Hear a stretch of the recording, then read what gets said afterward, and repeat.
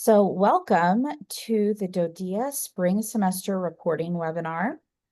We've made a few updates, nothing major, but a few things that will look a little different in the reporting template for you for the spring semester report.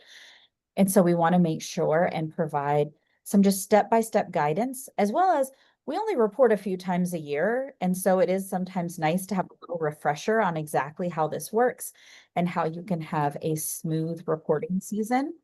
So we are literally going to just go step by step through the whole process, pointing out anything of particular importance and answering questions along the way. So this is not meant to be super formal. It is truly for you to get what you need to be able to report. So if you have questions as we go along, either pop them in the chat or unmute and ask your question. That way we can make sure that by the time you leave, you feel prepared for reporting season. So with that, some of you I have had the opportunity to meet, some of you I have not. I'm Sarah Brightwell. I'm the ETAC Deputy Project Director. Often you will talk to me if you are reaching out to the help desk or emailing in at any point. I'm just kind of around all the time. And then many of you I had the opportunity to meet at the November COP. Today, we are going to be walking through each chunk of the report. And there's really four kind of portions to it. It starts out with a contact information and grant details section. Then it moves into kind of what I call the meat of your report, which is the goals, strategies, and outcomes. The next section really focuses on professional learning, as well as any challenges you've encountered during this semester. And then the last section is when you'll be able to see the narrative or put in your narrative, your supporting documents and data. And I'm seeing, will you be sharing this presentation? Yes. I will email out the slides so that you have that opportunity, as well as at the end of the presentation, if you want to hang on for just a minute at the end, I can even pop them in the chat so you don't have to wait for the email. But the slide deck will be shared out so you don't have to worry about copying down every little bit, as well as we'll get the recording posted up on the ETAC site. So I know for some folks, it's easier sometimes just to kind of replay the video and find those highlight points that you need. So you'll have both options as you head into your own reporting.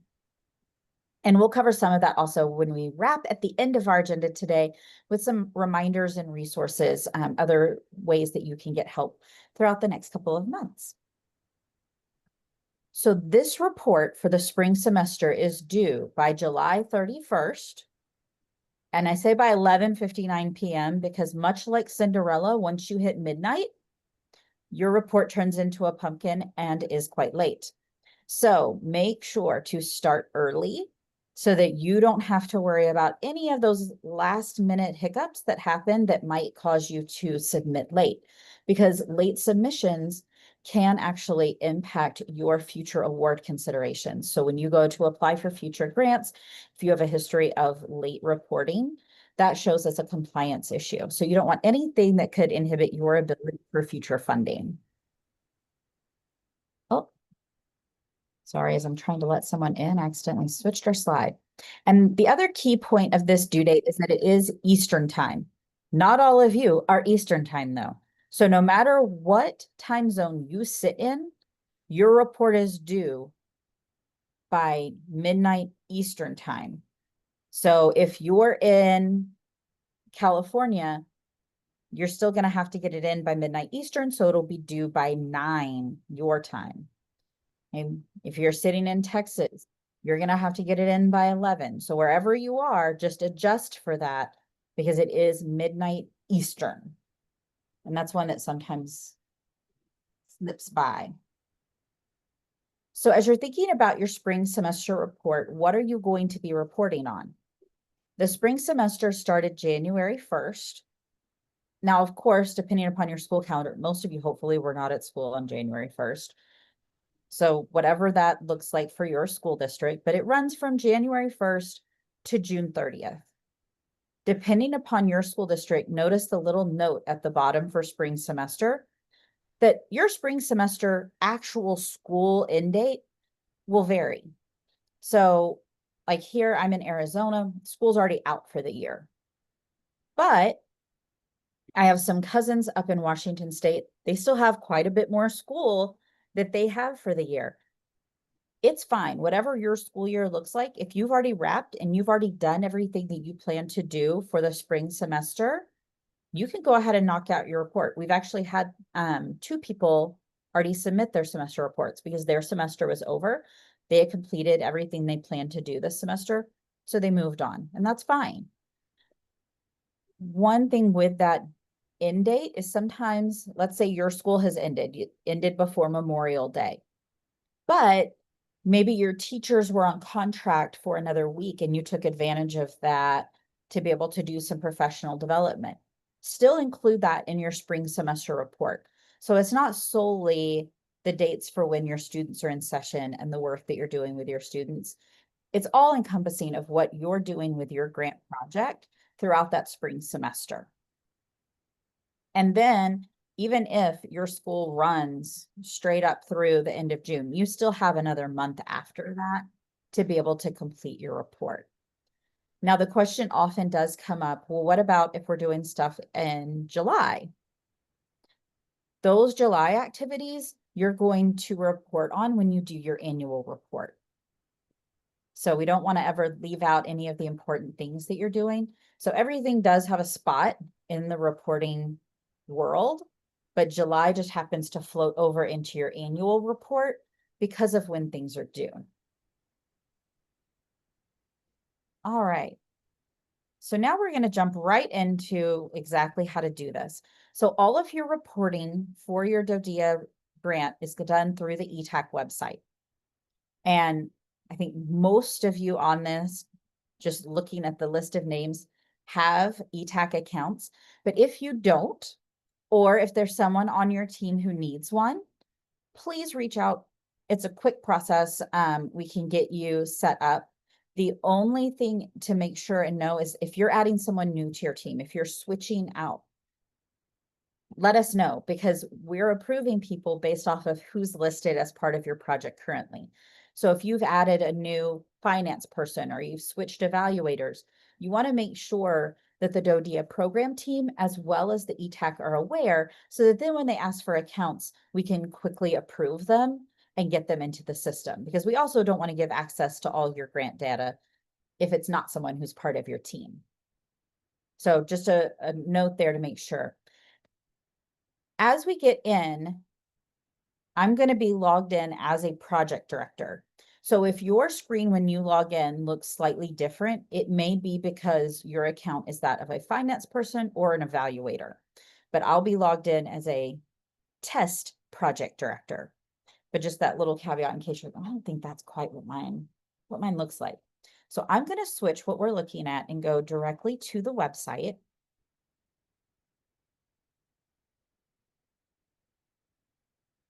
As I'm sharing that, please let me know if anything is appearing too small. I've kind of sized it down to try to make sure no matter what size monitor you're on today that you're able to see it pretty well. But just let me know if it's too small for easy viewing from wherever you're joining. All right, so this is typically what it looks like once you have logged into the site, opening up to the main page. And you'll primarily know that you're logged in because all of a sudden you have a log out button instead of a log in button. We're going to go directly over to reporting. Once you're in reporting, you should see past reports that you've submitted or that other people have submitted for your grantee.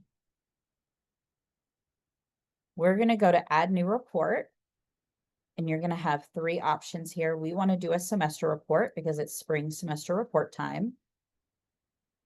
And it's going to open up like this. And you'll notice it stops after the end of the contact information and grant details section. This section has to be completed before it's going to allow you to move on to the next section. And this does sometimes worry folks because you know what the report looks like and you can't see the rest of it. Don't fret. It's all there, but it's not going to let you get there until you actually go in and complete all of this. The very first thing you want to do when you come into this screen is come over and select your grant award year. It's going to list all of them, even if you don't have active grants in all of them. So just select whatever grant year you were awarded. So for instance, my test one today is a 2023. And you'll notice now that I've selected my grant year, it pre-filled that I'm an MCAS grantee, and it pre-filled my federal grant ID. These are not things that you can hand enter. The only way that they're going to appear on your report are if you select your grant year. The other thing it has now pre-filled for me is the information down at the bottom. And we'll talk a little bit more about that momentarily, but that's how you'll know that it's worked. If you select your grant year, but then you notice that none of that has pre-filled, something is not working correctly. Either you may have selected an incorrect grant year, or there's some type of error. So you can always reach out. Try reselecting your grant year, and then you can always reach out and we can help if it's not pre-filling that. But that's kind of the big first step. Anything with an asterisk must be completed before it's going to allow you to go on. So for sake of I'm just going to put X's so we can go through. The phone number, though, is going to require that you have at least enough digits. It does not check that it's a phone number clearly from the gobbledygook I just put in, but you do have to at least have info in there.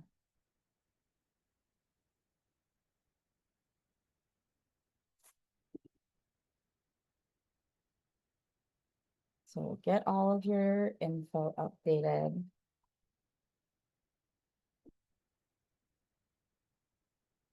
Now you'll notice that I didn't put anything in the address box.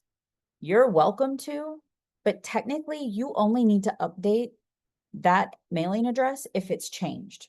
So if you were using, say, the district central office, and you've now constructed some new fancy central office in a different location, so you have a new mailing address, then this is where you can update that information. But if it hasn't changed, which for the majority of you, it has not changed, you don't need to worry with completing that. But you're welcome to if you also just don't like having blanks on there. That would mean if it has changed, that you're also going to click this little box, but I'm not going to click it because none of my contact info has changed. Next, looking at the bottom, this is something that's a little bit different than how it was done on previous reports. So the guidance has always been that if you're reporting here, that this information should be from your proposal, not from your current active year. But there was a lot of confusion around that, understandably. So what we've done is gone ahead and pre-filled it with the data from your proposal so that you don't have to worry with it because it's not changing. It's from your proposal, so it's static data that's already been submitted. So that is being pre-filled in. If you see any errors, though, if you're looking at it and you're saying that's not actually the information that was in my proposal, then please reach out and let us know, and we can always help you with any corrections that might need to be made. But by and large, that should be the correct data pre-filled from your proposal. Once all of this is in, then I should be able to hit save and move to the next.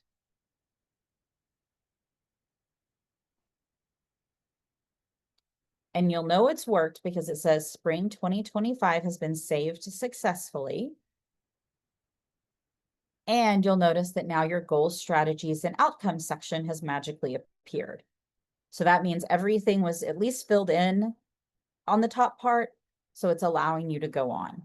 Before we keep going, I did see Deborah had a question. If I include a June summer camp, do I need to wait till it finishes end of June to include data gathered? So yes, if you're including information about a June summer camp, you do want to make sure that you report the full data about that. Now you can of course start your report and get everything else completed so that you're just popping in that little bit of final data at the end. But you would want to make sure and include that full information. Now, if it's a summer camp that runs June and July, maybe it's a full summer camp, then you could always choose that you're just going to include the summer camp information on your annual report, since it won't be completed by the time you're submitting this report. Excuse me. All right. So now we've got this part. The other thing I want to point out about the saved message is you can save your report as many times as you like. So if you're just working on this as data arrives or as you have time in your day, that's fine. You can come in, work on it, hit save. Now, of course, the save button has moved significantly further down the page, but as long as each time you get this, once you've hit save, then all your work is saving in there. And so you can work on it little by little until everything is complete and you're ready to actually submit. But do know that once you hit submit, there are no takebacks. So you can't go back in yourself and unsubmit. So do make sure that you've checked everything over and you feel really ready to submit when you hit that button. Because if you submit and then later you realize, I forgot to attach my narrative, or I typed 4,000,032 instead of 4,032, whatever little whoopsie there might be, you're not going to be able to change it yourself. You're going to need to reach out to the help desk and we'll have to assist you in making that change. And we can totally do that. So definitely reach out if you need to make any adjustments after you submit. But just do know that once you hit submit, your ability to make changes does not exist any longer. All right, so we're going to come down here. The next thing that's going to be slightly different than what you're accustomed to from your last reporting season, if you had a last reporting season, is that your grant goals are going to be pre-filled. This was something that I think was present in the system before, and it had been brought up by a few grantees that they missed that feature, so we brought it back. That since your goals do not change, your goals are your goals for the life of your grant. Those are now pre-filled in. So you can see in ours, our little test goal is pre-filled in here. Your much nicer, more eloquent goal will be pre-filled in for your project. Some of you have one goal, some of you have two goals, some of you have three goals. However many goals you have, you should see them when you log in. Our pretend grantee only has one goal. But however many you have of the three, you should see as soon as this opens up. If you only have one or two goals, for these others that are blank, you can just go ahead at this point and mark them not applicable. You will have to mark something though to indicate to the system that you're intentionally skipping that goal, not accidentally skipping that goal. Okay, so if you have three goals, you don't need to worry about it because you're going to do this full thing. But if you have one or two goals, make sure to mark those other ones not applicable. For the ones that you do have, your first step is to go ahead and select your goal status. And you have a few options. The first one being establishing baseline. Typically, establishing baseline is only a goal status if you're in your first year. So if you were just awarded in 2024, fall 2024, and you're in your first year of the grant, then often you might be using establishing baseline because you are still establishing your baseline data. You're figuring out where you're starting to then measure progress. If you're in year three, you shouldn't still be establishing baseline. You should be actually reporting on what's happening. So if you are not a first-year grantee and you're thinking that you might need to indicate establishing baseline, I would suggest reach out either to the ETAC or to your monitoring specialist to discuss and make sure that that's the right selection for you. The next selection is on target. On target just means we're moving ahead with this goal and everything is going fairly well. It doesn't mean everything's going perfect. It doesn't mean you haven't hit any challenges or hurdles, and you're going to talk about those as you report, but you're moving along, you're making progress, and you still anticipate being able to meet your goal by the end of your project. The next option is not on target. If you're selecting not on target, this typically means that you've encountered some challenges or hurdles that are significantly impacting your ability to progress with your grant project. And so you may be thinking, I'm not really sure that we're going to be able to meet this goal by the end of our project because we've had some pretty significant setbacks this semester. And that's okay. I want to make sure that this is not a stressful choice for you if it's an accurate choice for you. Sometimes there are those times in your grant that you do hit some challenges or some setbacks, and it's okay to be transparent about that and report that in your report. Much better to report on it and everyone understand and be able to support you than to just keep marking on target and get to the end of your grant and it come as a big surprise that maybe you are slightly short of your goal. That's okay, but make sure that you're reporting what's actually going on throughout the life of your grant. So that's not on target. And then our last two are if you've completed a goal.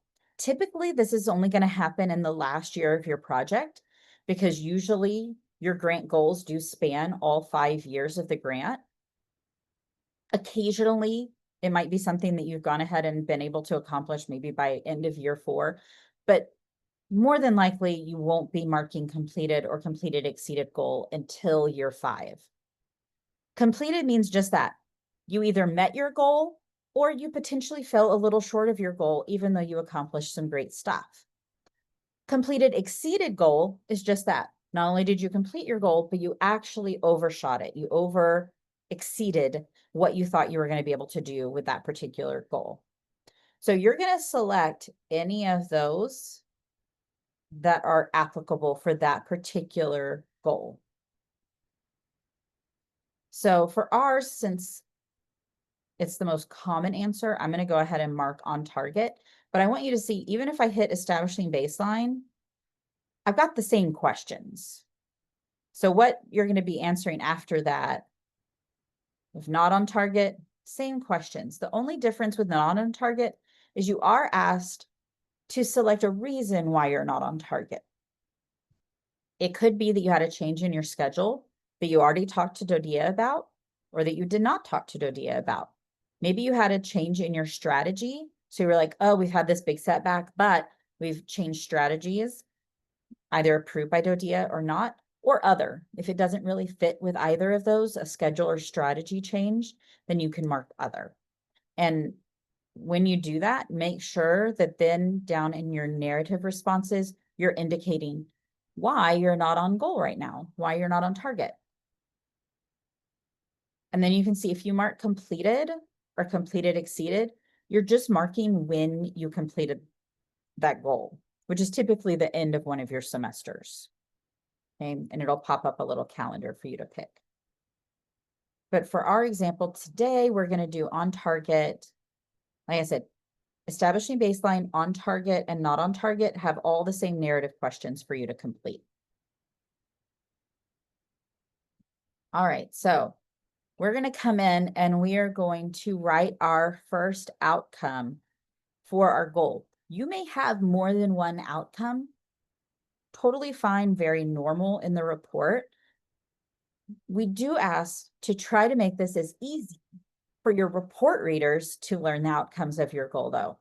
So a couple of things that will help with that. Write complete sentences. Sometimes we're getting responses that are just chunks of thought. And while I absolutely know that when you wrote it, it made complete sense to you, it is sometimes hard for us as external readers to catch on to what that means when it's not presented in complete sentences and thoughts. I really think one of the easiest ways to do this is to actually write your narrative responses in Word, Google Docs, whatever word processor you use, and then just copy and paste it over.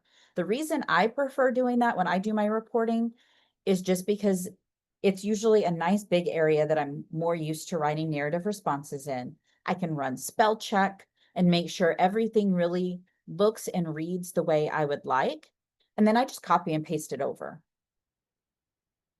That's just my preference. Do as you wish. You are welcome to write into the box, but that just sometimes helps people when they're writing those narrative responses. The other reminder here is a lot of your responses for many of these narratives, but especially in like outcome and professional development, we see a lot of acronyms. I know education loves a good acronym. We are rampant with them, but sometimes the acronyms have multiple meanings even within the realm of education. And so what one acronym may mean in your school district means something else in someone else's school district. Or it may be one that, as a number of people read your report, that particular educator is not familiar with. So I really encourage you, you don't have to spell it out every time, but at least the first time you use the acronym, please spell out what you're talking about and then run forth with your acronym. But it really helps on this end as we're reviewing your reports, both from the DoDEA program team and the ETAC side, if you can let us know, what acronym do you actually want us to associate with what you're writing? So you're going to write your outcomes here, as many of them as are applicable. Please know you can also put spaces. So if you're like, this is my first outcome, this is my next one, oh, next one. So you can do all of those things to be able to make it nice and easy to read, both for you and for us. There's also this little set of lines in the corner. So if you prefer writing directly into the box, no, you can make this box as big as you would like, which is also helpful because I don't like when my words go out of my field of vision. Then I start often writing something crazy or repeating myself. So you can just drag that so that you can see what you're actually trying to do. Okay. The next one is, how are you measuring this outcome? Please provide type of metric or indicator. So this is asking you, now that you're telling us what the outcome is for that goal, how are you actually going to measure that? Where are you going to get that data? Whether it's quantitative data or qualitative data, or maybe you're collecting both for that particular measure. Maybe it's something where you're using an assessment and a survey. Maybe you're doing a focus group and grades. So whatever you're using in order to measure your progress on that particular outcome, please indicate here. Now, again, if you're maybe trying to express that you have 3 outcomes, it's fine. You can always, if you don't want to have to do a lot of re-explaining, you can always maybe number them and then indicate here, well, here's how I'm measuring this one. And here's how I'm measuring this one. And here's how I'm measuring this one. And sometimes that will keep you from having to do a lot of re-explanation or additional narrative. Then what is the baseline for this indicator? So where did you start?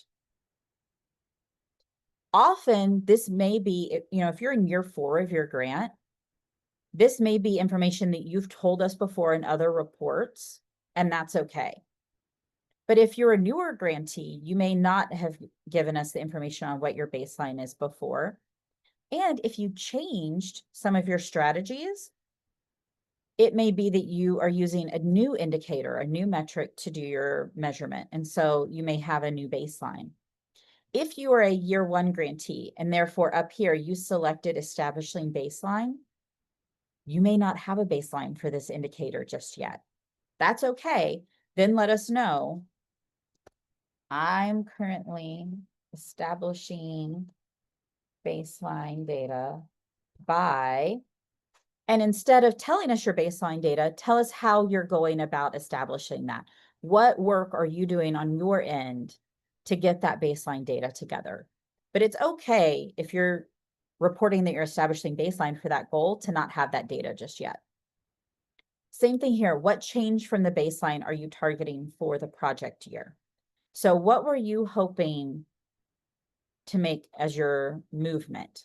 And what do you hope to make as you move into this next reporting season? What change do you expect to see? Because often your goal, again, is much more broad. It's looking at 5 years.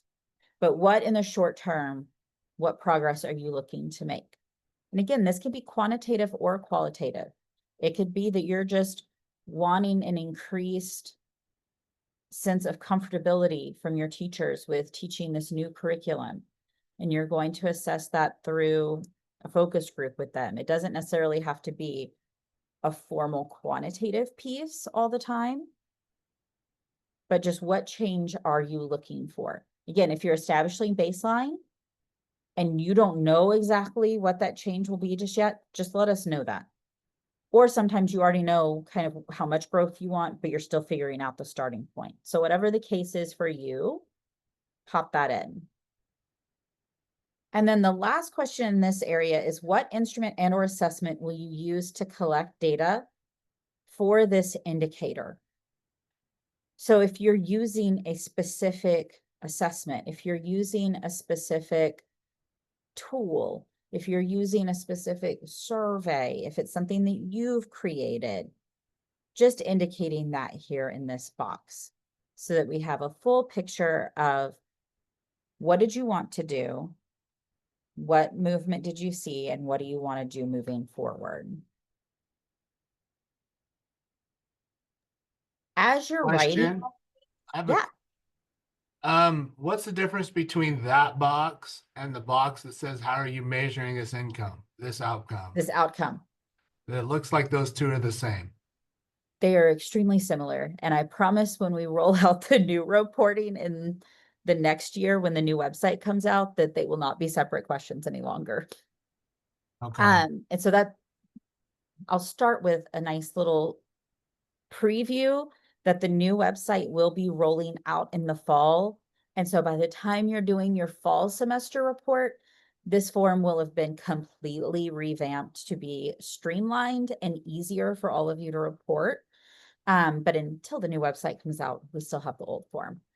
How are you measuring this outcome is technically asking you to focus in more on the narrative piece of what are you doing to be able to measure what's happening.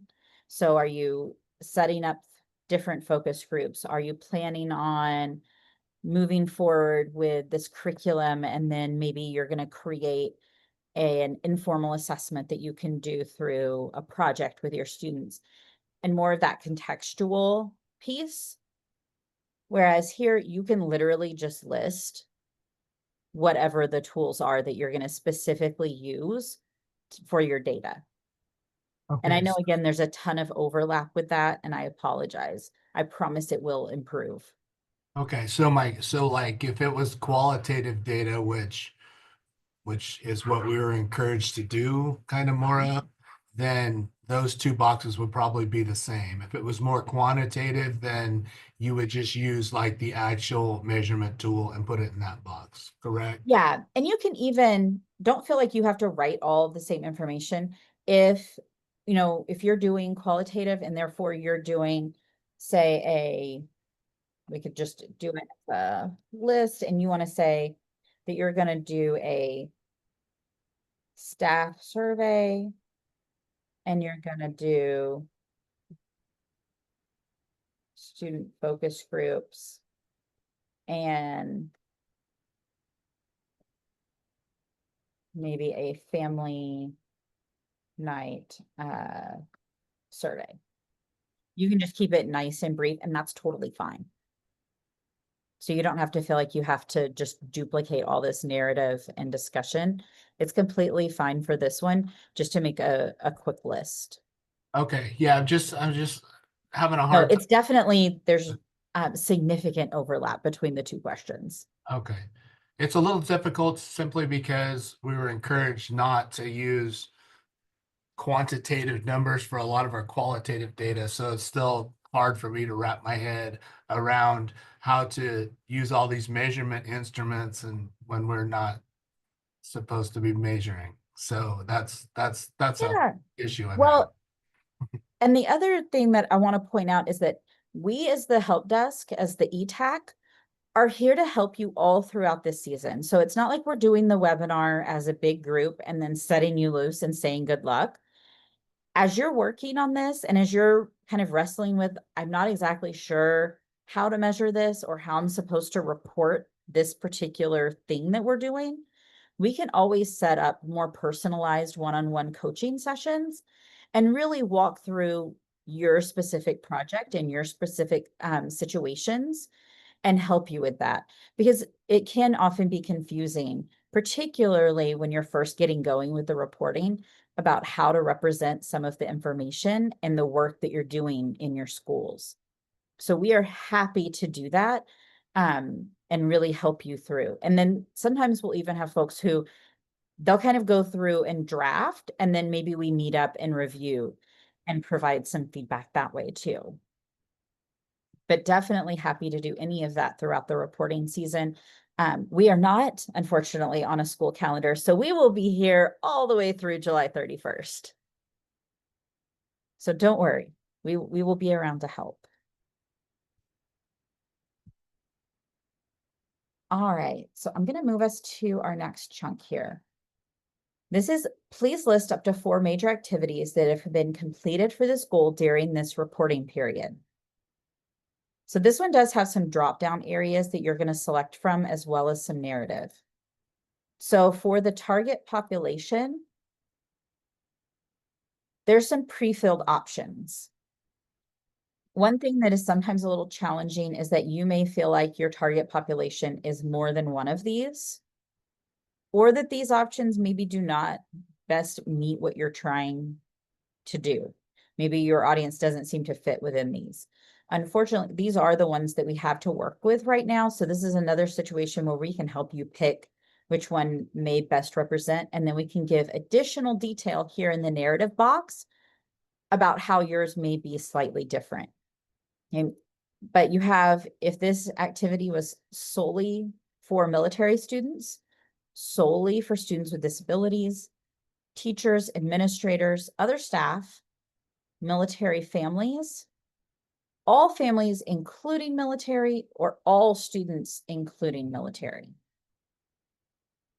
So whichever one best meets whatever you are doing. The number reached. So this would be, if you're doing a professional development, the number who are involved in the professional development. If you're offering a program on the campus, how many students were impacted by that particular program.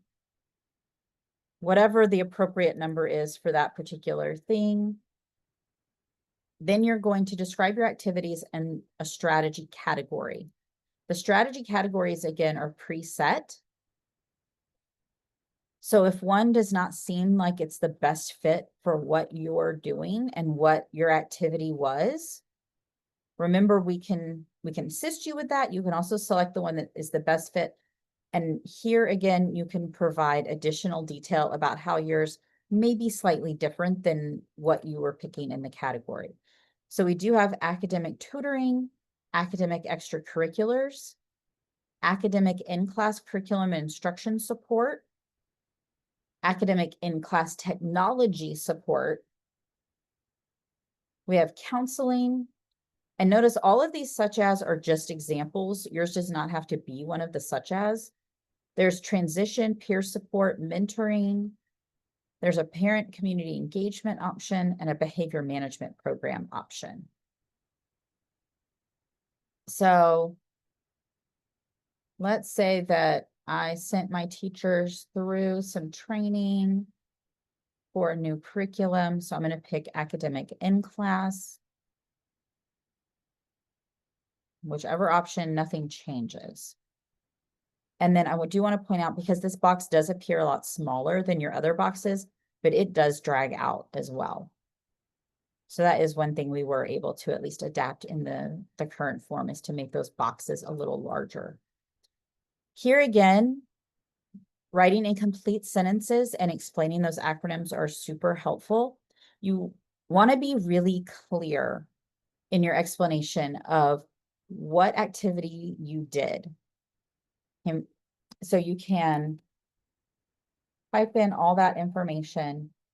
Same thing here, where you can break it up however is helpful. What we do not want to see is a lot of copy and paste from box to box. So sometimes we're seeing, okay, we had this, and it was for our middle school. And this one was for our elementary school. And we're just copying and pasting that same info. Most likely, it was not exactly the same for your elementary, your middle, and your high school. So we really want you to be specific and be clear about what's happening in your programs, because this is what paints the picture of what's being done with your grant monies. This is your chance to tell the story of what exactly is going on in your programs. And so if all these boxes read exactly the same, it paints kind of a confusing picture. So you want to make sure that you're being really specific and clear in your explanation of what these activities are. You also want to think about, you may have done more than 4 big activities this semester. So pick the 4 that were the most impactful for your project. If you didn't have 4 activities, maybe you're in your first year and you're just getting going, or maybe based on your project, you just didn't have 4 big things going on. It's fine if you just have, say, 3. So you're going to complete as many of these as are applicable up to 4. But you do have to have at least 1, because the assumption would be you at least did something with your project this semester. Then it moves into the next steps. So what are you going to do next? What are you going to do, whether it be this summer or as we move into fall? Because depending upon your project and your school year, you're either going to be doing some stuff this summer, or maybe you kind of take the summer away and then come back in the fall. But what's going to happen next that's going to continue the progress of this goal? You're going to pop that in here. Again, you technically only have to have 1, but you can have up to 3. And you want to enter as many as are applicable to paint that full picture of what are you planning to do next? What can we look forward to hearing about as we head into the summer and into the school year? As you're launching that next year of your project, what are we going to be seeing happening? And you're going to put some dates around that. So when do you plan to start whatever that next step is, and when do you plan to end? These are not set in stone dates, but just your best estimate. So maybe next year you're going to be able to start your new dual immersion kinder class. Therefore, it's going to start on the first day of school, and then it will complete the last day of school, that first year of the class. Maybe it's that you're going to be sending your teachers through a specific conference or training program. Well, you typically have some dates set for that. So you're just popping in your best estimate of those start and end dates and nice details of what that next step is, so that readers know exactly what to look forward to. And you're going to do that for all of your goals, whether you have 1 goal, 2 goals, or 3 goals. The other thing with the copy paste is sometimes you have a goal for, say, elementary, and then goal 2 is maybe similar, but for your secondary students. Same thing where if you're writing the exact same things in all the boxes for goal 1 as you are in the boxes for goal 2, it's hard for that to ring true for your reader, because it's very unlikely that even if you're rolling out the same curriculum at different grade levels, that the rollout is going exactly the same, that things went exactly the same throughout the whole semester. So make sure that you're taking the time to tailor your answers to that specific goal and what's really going on in your project. Any questions? I know that's a really chunky section. That is definitely the bulk of your report. If you're gathering data, next steps for the goal is the planned completion date, also just end of the school year. Yeah, so if the goal or the next step is that you're going to be gathering a specific data, and you know that you're going to be doing that throughout the next school year, it's fine for, the next completion date to be the end of that next school year. Absolutely.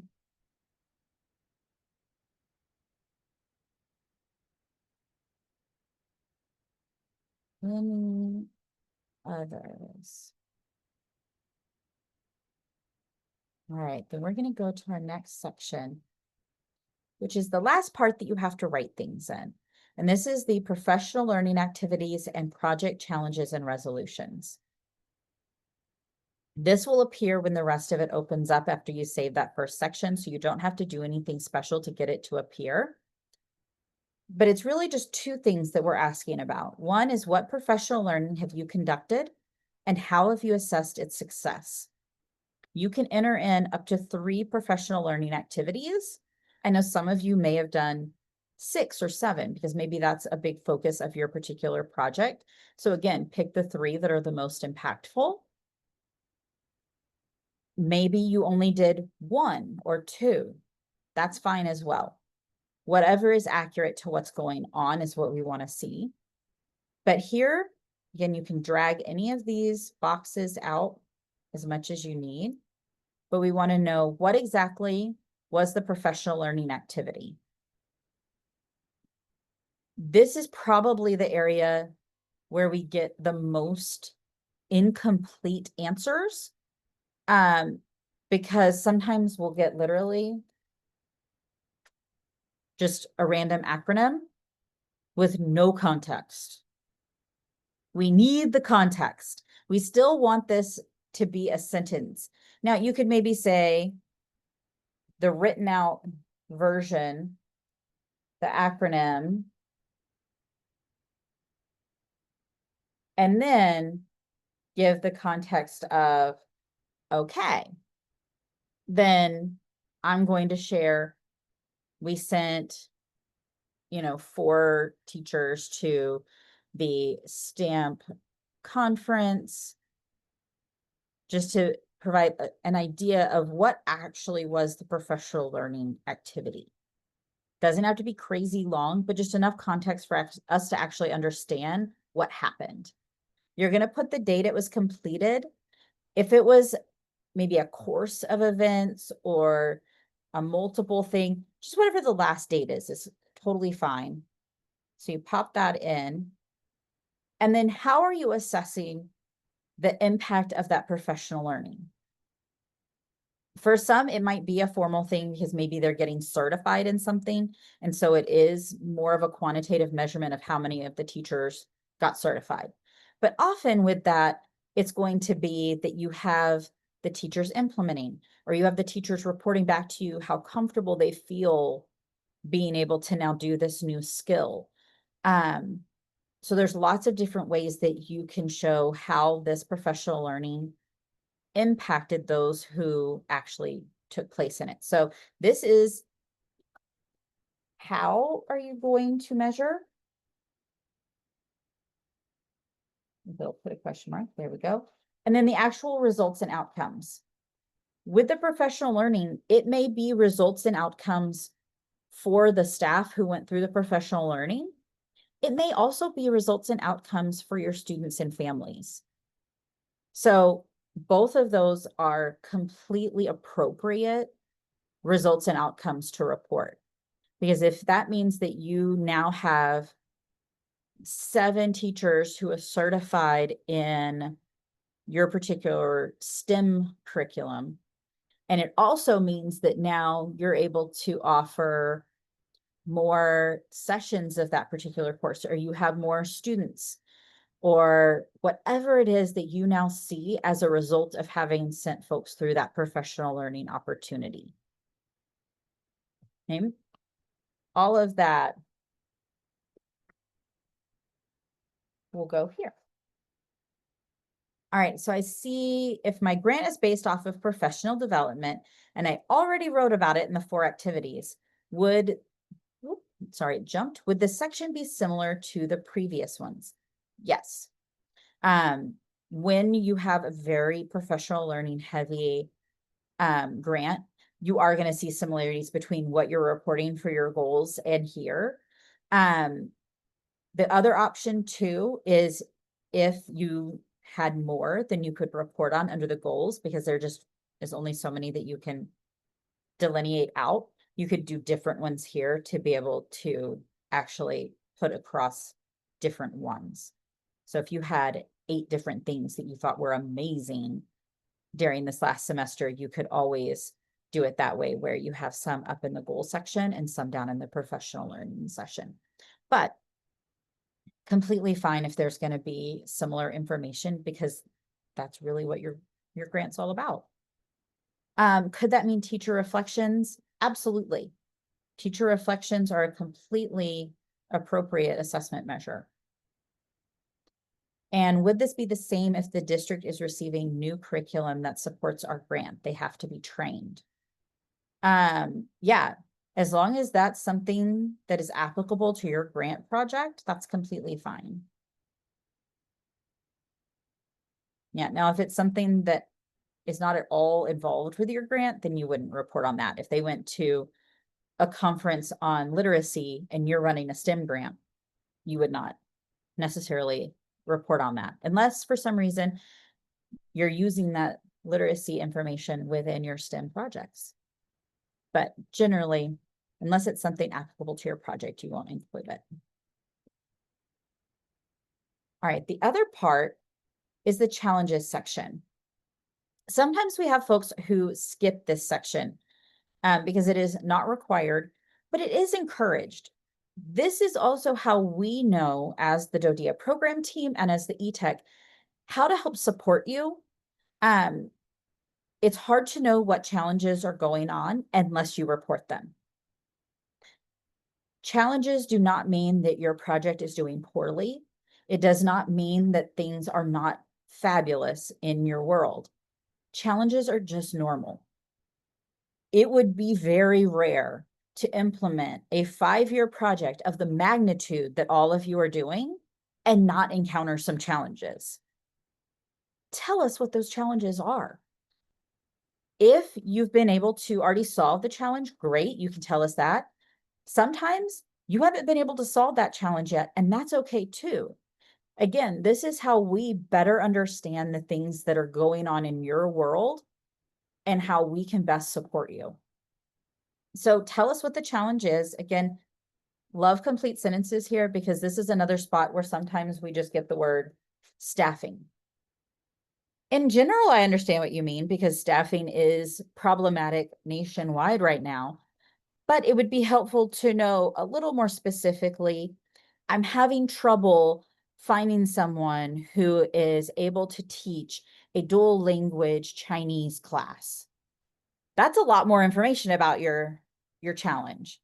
Or my long-term teacher for my literacy initiative is going to be out on maternity leave for 4 months, and I'm not exactly sure how we're going to be able to fill that role during that time. All of that context paints a way better picture of what's going on in your project and the challenges you're encountering versus just staffing. That could be so many things. Okay, so please try to be as clear and robust in your responses all throughout your report. It really just helps, again, paint the beautiful picture of your program.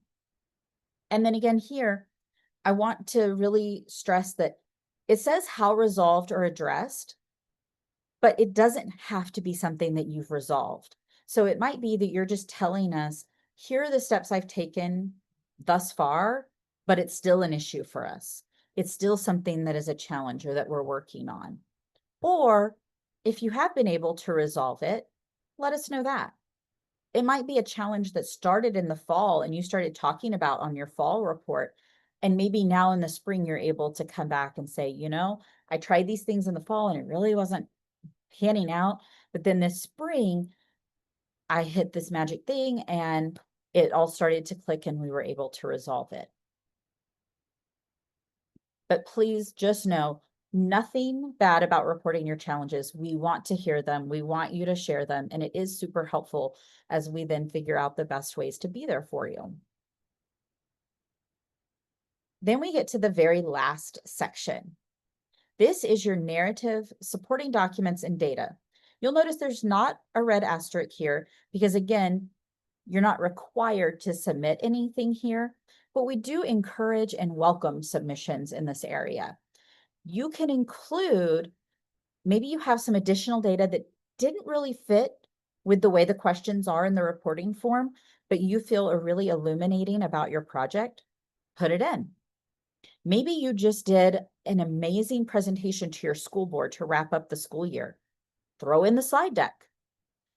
Did the paper come out and highlight your amazing students and this really cool thing they did? Put the news article in. Do you have some great pictures from when you're going out and doing site visits of what's happening, or from the latest professional learning? Put the pictures in. Really, the sky's the limit. You can include as much here as you would like as additional information. You just hit select files and you can upload anything from your computer. It does have to be either a Word type document, a PDF, an Excel, or a PowerPoint. I would encourage, though, as many things as you're able to save as a PDF. When you upload PDFs, they upload faster, and you're guaranteed that then when we download them on this side, it's going to look the same as when you looked at it. Sometimes when you're uploading, particularly like Excels and Word documents, sometimes the formatting just gets wonky. And so what we're seeing is not always what you think we're seeing. So I do always encourage folks, if you're able to save everything as a PDF, I think you're going to be much happier with what it looks like when we then look at it on this end. But you can also upload multiple files. You are limited to 10 megabytes per file. If you have something that exceeds that, let me know. Reach out to the help desk and we can always help you with that. But it's usually pretty rare that you have a singular document that's larger than 10 megabytes. The one thing that's new here is we did add a narrative box here for a document description. And that's because sometimes we are getting 10, 15 attachments with sometimes some creative file names that don't make it abundantly clear what we're looking at. So this allows you to pop into this description just a little bit of information about what will we find in your attached files. Because sometimes we're opening them up and it's just not super clear what you are sharing with us. So this gives that opportunity for you to give just a quick explanation of what you've attached. Once you've done all this, and I'm going to make sure, I think I've popped something in all of our boxes so that we're going back and we're checking, because you know that once you hit, then we're not going to be able to make any more changes. But we've looked back, it all looks good to us, so we're ready to submit. You're going to come down here. Remember, you can hit submit or save as many times as you want, and you'll get a nice green message that it's saved. But once you're ready, you're going to hit submit. And oh no, it tells me I've done something wrong. So it will alert you if there is something that you need to fix. So it's telling me start date can't be greater than a completion date, and field resolve should not be empty. So something with my start and end dates are wrong. Oh, so yeah, logically we did not end before we began. So I can fix that. You'll see it was also highlighted in red. And then it's letting me know that I left a box empty, and it's highlighting that in red. So, oh no, I forgot to put in that great data. Now I can try again. Now you can see I got this nice response that it has been updated. It has been submitted successfully. And of course, if you need to make any changes, reach out to the UTAP. You should not get this, but unable to send email. Because I'm a pretend project director, it doesn't send to an email. If yours does come up, you can always reach out if you want to double check that your submission worked, but you should get this nice green error message here, or error submission message. And then you should get an email to your email account saying your spring semester report has been successfully submitted, so that you can feel confident that it actually took. The other way that you can tell, that I like to use as a check, is I can look down here in my list of reports and I can see my spring 2025 report shows as submitted. So those are the different ways that you can check to make sure, did my report go in? Did I make the deadline? And then of course, again, if it's unclear or just anything seems off, just reach out to the help desk and we'll verify for you as well. Always happy to do so. So at that point, you have now submitted your report. You can take a nice deep breath and be happy. But I do want to just cover with you a couple of resources before we wrap. As I'm switching screens, are there any other questions?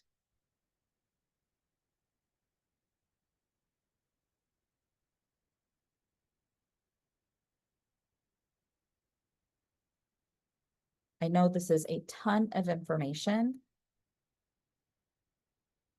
so feel free to ask away if anything pops up. If your grant is closing this year, the spring semester report is not needed. Correct. Absolutely, Jill. That is a great question. If you are a fiscal year 20 grantee who is wrapping up and therefore this is your last year, you get a hall pass. You do not have to complete a spring semester report. You can go ahead and move right on to planning for your closing report. And we'll be sending out some information soon specifically about the closeout report. But yes, in your final year, you do not do a spring semester report. Yay. All right, so a few last tips. Start early so that you are not feeling pressured. Again, you can pop in and out of this working on it as many times as you would like. Write incomplete sentences. Spell out those acronyms. My personal fave is the copy, paste, and spell check externally, and then just copy, paste it over. Be transparent. No, the reporting is never meant as a got you. It's meant as an opportunity to let you paint a picture of your program. And I know I keep using that analogy, but that's really how we see it. This is our window into your program. We would love to come out and visit all of your programs in person and see what you're doing, but it's just not feasible. And so our only windows into your programs are things like these reports. And so you want to open that window just as wide as you can so we know what's going on. Consider that the audience for your report will not necessarily be super familiar with your project. These are read by the DoDEA program team, JDP and Christy and Dr. Jen. It's also read by the ETAC team, but then it can also be read by other people at DoDEA. You want to make sure that you're letting everyone know what's going on. And then my most important tip of the day, don't wait to submit on the last day. There's a lot of folks who like to wait toward that end area, and you may find things moving a little slower, as well as if you hit a hiccup, there's a very finite window of time for you to get help if there is a dilemma. Whereas if you go ahead and submit a little early, if you do hit a little roadblock, there's time for us to help you and still meet the deadline. Because if you email us at 11:59 p.m. Eastern, oh no, it won't take my report, odds are not great that we're sitting by the help desk at the ready at 11:59 p.m. And even if we are, we're probably not going to be able to get it resolved in the next 45 seconds to get your report in on time.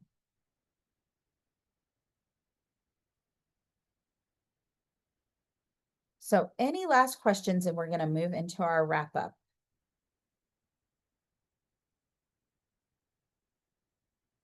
All right, then we're going to go through a few questions to kind of test. And also these are our frequently asked questions that we get a lot into the help desk. What if I don't work in July? Many of you are on different education contracts that may have you having some time off in July. That's a common time for educators to be away. Does anyone know what the solution to this is? It's fine. You can submit now. You can submit tomorrow if you've got all your information together. You don't have to wait until July. So you can submit any time between now and July 31st. So what if we're holding some activities in June, whether it be professional development or for our kiddos? When do we report that?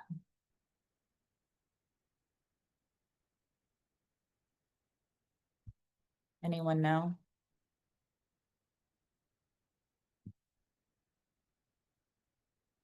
It's either now or later.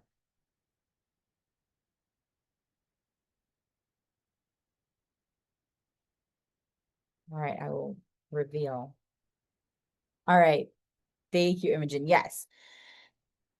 It's totally fine to do things in June. You're just going to include that in your report. If it's happening in June, that goes on your spring semester report.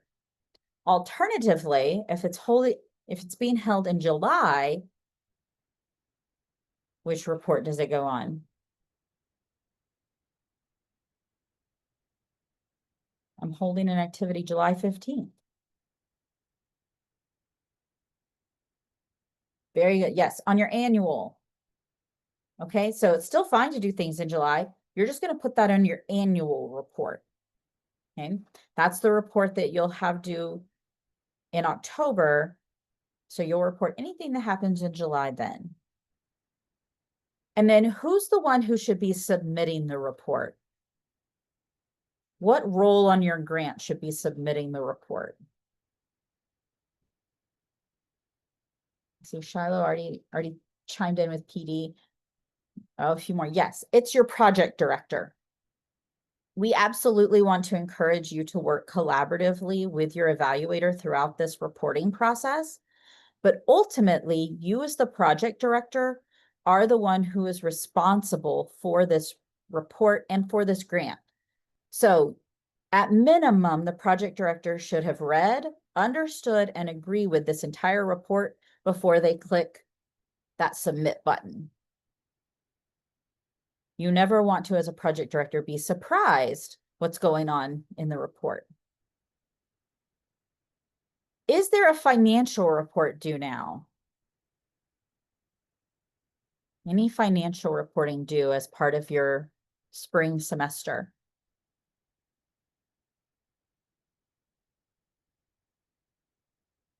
I promise it's not a trick question. Oh, Desiree picked up on a fine tune. No, there's no financial report you have to do as part of your spring semester report. It is solely programmatic data. You do have quarterly invoicing that's due by June 30th, but that is separate and apart from your spring semester report. So great reminder, quarterly invoicing due by June 30th, but no financial reporting as part of this report. All right, I'm done quizzing you for the day. So I'll just remind you where you can get additional help. Because while we've gone through all this information, when you actually start doing yourself, you may have questions, as well as I would just want to remind, we are here to support you as you report. We want to help you. We will talk you through your individual situations, help you think through how you want to do different things. Happy to. So you can reach the ETAC at support@dodeagrants.org, or you can also reach out to the 800 number. Know that that's answered from 9 to 3 Eastern. If you call outside of that, just leave a phone message and we'll call you back. There's also, if you're in the website, a form that you can complete actually on the website under Contact Us, and that goes directly to the help desk as well. So while 9 to 3 is when we typically are sitting there able to answer fairly quickly, even if you answer after that, we have folks in different time zones. Like I said, I'm in Arizona, so I have a tendency to answer things on the help desk much later than that. That's just when we kind of guarantee a quicker response. Then you also have your DoDEA program team. JDP, Christy, Dr. Jen are all here to support you as well. You can reach them as a team at dodeagrants@dodea.edu, or you can email your monitoring specialist directly. We also have a number of resources on the site. That's where we'll pop up the PDF of this presentation as well as the recording. So that's all there to help you. You can also reach out to your region leads. We have a number of them actually on today. They're always there to support you too. And then we are going to hold reporting office hours. Some of you may have attended those when we piloted them back in January. We had a really positive response to that. It seemed to be helpful. So we will be doing that again as we get further into the reporting season. I would invite you. The reason I didn't set a date for that was I did want to ask those of you who took the time to come to the webinar today, what is a good time frame for office hours that you feel would be most helpful for you? Are many of you planning to work on your report in June, and so you'd prefer for us to hold an open office hours then? Or will more of you be reporting in July? You'd rather we do one then? Would it be helpful to do one both times, one each month? And those are just when we have an open room on Zoom and we sit here and we're ready to be of assistance at a moment's notice. And you can pop in and ask questions and also hear other people's questions. So if you have any feedback on what window of time you think would be really good for office hours and would be most helpful for you, please pop that in the chat, and then we'll select dates for those and get that out to you via email. So I'm going to leave this up for just a minute in case any of you were copying that down. And just our last reminder, I'm looking to make, whoop, my mouse is very click happy today. Making sure, while we're here, do you have any information on the fiscal year 25 grants? Well, not really. I could tell you that the merit review is wrapping up. It's not completely complete. So that is something, though, that is being worked on literally right now. And we hope to be able to start at least some notifications on that over the next few months. But unfortunately, I don't really have an update on the new grant competition. But just if it's something you applied for, stay tuned. All right. Well, I will stay on in case anybody has any final questions, but I'll just wrap with that one more reminder that your report is due by July 31st, 11:59 p.m. Eastern time. So mark that in your calendar, make it an alert that'll pop up on your phone. And then we will hopefully see you on some office hours, maybe over at the help desk. We will be around all throughout the summer, so just let us know if we can be of assistance. Thanks, everybody.